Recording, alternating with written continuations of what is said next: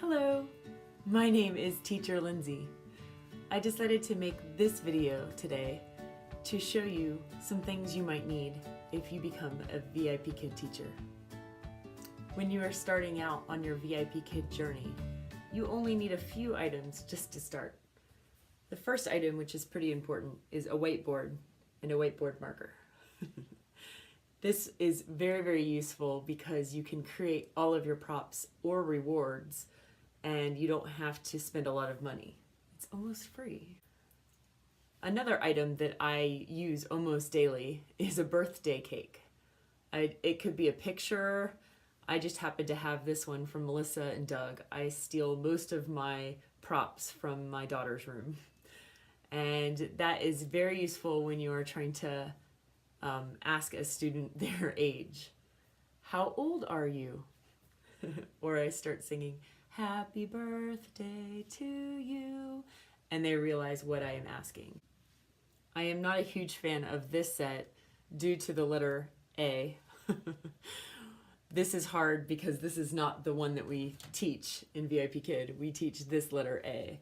I found these off of Amazon. These are from Target. You can find them also at the dollar store. I use these almost daily. Dog, cat. So getting some sort of animal, be it a dog or a cat or a monkey, is highly useful when you are starting out. I teach this a lot. Apple. So you can get a plastic apple. I happen to have one that's on a flashcard. It's nice to be able to show them how apple is spelled. I sometimes use my green one, even though it doesn't look too much like an apple, just to ask the question like, do you prefer a green apple or a red apple? The answer is almost always red.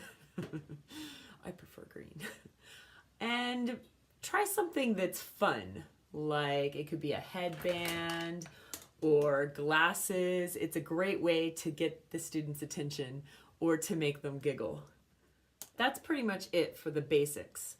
Maybe a puppet, and it could be a puppet in this style, or it can be a puppet that you put on your hand. I find that the most useful is one that has the mouth that can move, so you can practice conversation. What do you see? I see a cat. And it helps for knowing when the teacher is supposed to speak or when the student is supposed to speak. Lighting is very super important when you are starting out. I started out with one light in front of me and have since graduated on to many different lights, and I will show you that at the end of the video. I teach a lot of trials, so it's nice to have all of my trial items already gathered in some sort of basket.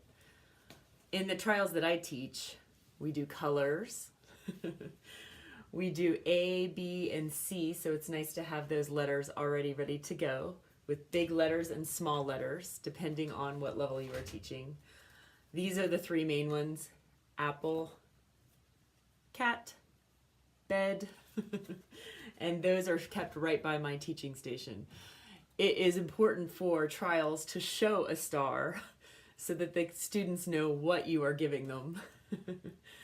Meg and Mike, I use these almost every day for things like he saw, or she, my name is Meg. And also for trials, I find that an elephant helps, or a bird, and it helps with big, big A, small, small A. And of course, ball. And it doesn't matter which kind of ball you use. Ball is a word that you're going to teach a lot. And I have lots of different balls. Some make noise, very important. Football, for teaching the difference between football and soccer. Something that I was so happy to get in my classroom, but I don't use it as often as I thought I might, was dino. Some teachers use this a lot more than I do. I teach some older kids, so they are not as excited about dino as I am. But it's nice to get to look at dino every day. You always want to make a kid laugh at some point. It makes it more entertaining for you and more entertaining for the student. And These off of Amazon make it hilarious when you're teaching about emotions. How do you feel? I feel happy. Oh, I feel sad. Oh, I feel fine. And it gets a laugh out of students, especially when they see the one with the mustache. Some other ones are pretty funny, just to get a laugh and to break up some of the monotony of the lessons. I have several different clocks. This is the one I use the most though. Again, found at Target. Most of my classroom is from Target. This helps with telling time for some of the older students. I love pandas. In fact, my daughter has a whole room themed with pandas, and I only managed to steal one of hers for my classroom. This comes in useful. We talk about pandas a lot. I happen to live near Disney, so Mickey Mouse is a must in my classroom. And this is very useful for me. I like to teach the students how to print letters. So I show them on my Etch-a-Sketch. Oh, that was a really bad example. Let's try that again. I like to show them on my Etch-a-Sketch how to print the letters so they can see how we draw letters. And something musical. I teach a lot about drums or sometimes maracas, and it's nice to have one on hand to accompany yourself when you're playing music. We teach colors a lot. Whenever I teach colors, I like to dress up in the rainbow. I have a few props that have lots of rainbows just to make it a little bit more festive when we are teaching about colors. It's useful to have a mouse. A real mouse might work better than this mouse, but when you're trying to show click, circle, it's useful to have some sort of mouse to let the students know what you would like them to do. Flags. This is better than trying to show a map of China, which can sometimes be a no-no depending on which map you show of China. I like to show this to represent China and this for America, or I just point to the map behind me. A picture of your family. That's really important if you have kids. If you don't have kids, maybe a picture of a family. Mom, dad, baby, sister. That helps when you're trying to show relationships in the family. What else do I have? Bubbles for the younger kids. If you want to entertain them, they show up kind of well in the classroom. Remember, the screen is a lot smaller in the classroom. Food is pretty important. Ice cream, they love it, along with the cake that I already showed you. Banana, almost all of them seem to know banana. I don't have a mango, but I teach a lot about mango. If you can find a mango, that's pretty useful for trials. Fish, especially when teaching about pets. A lot of my students do not have a cat or a dog. So I always ask them if they have a fish, and most of the time they have one or two fish. I had one student who had an entire room in her house devoted to fish. She said she had 50. I would love to see that room. My favorite, pizza. Just show them a little bit of American culture. Again, I teach older students, so a calendar is useful, especially if you're showing the day of the week or what month is it. It's nice to be able to show them. I used to do a lot more rewards that were tangible, things you can hold. Now I use Google Slides, so most of my rewards come on the screen. But sometimes, if you can find out what a kid likes, it would be nice to show them Super Mario or Minecraft. Some of the girls love My Little Pony or even Peppa Pig's. Elsa, I just saw that this morning. I don't have an Elsa in my classroom. I'm going to go back to my daughter's room and take one of her Elsas. Don't tell her. And I can't mention it enough, but animals are super important. We teach a lot about animals and animals' names. So it's nice to have, I have a few finger puppet ones. It's nice to have any kind of animal to show them. An egg, we do hatch sometimes. We teach the word hatch sometimes. So it's nice to have one to show. What comes from an egg? Does a sheep come from an egg? No. When teaching about the weather, it's nice to have some props so you can talk about rainy, cold.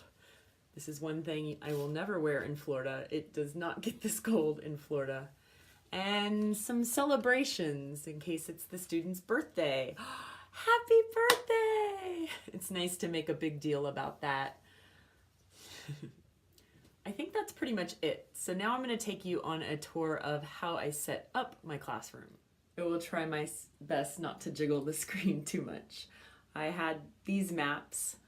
They came from Target, as well as my sign, which is nice because I can change out what it says depending on the season or the holiday. I got a banner from the Dollar Spot, which I know it's not called that anymore, but I can't remember the name of it right now. I have a sign that has my name. You want to have your name displayed somewhere in your classroom. And of course, a dino. The kids are really interested in dino. And surprise, my classroom happens to be in my laundry room. Yay, my new washer and dryer. And it's also where I feed my dog and cats. I sometimes sit, I sometimes stand, and I'm able to do that because I use a laptop stand that goes taller or goes shorter depending on how I would like to use it. Here is my favorite item in my classroom. I love my new laptop.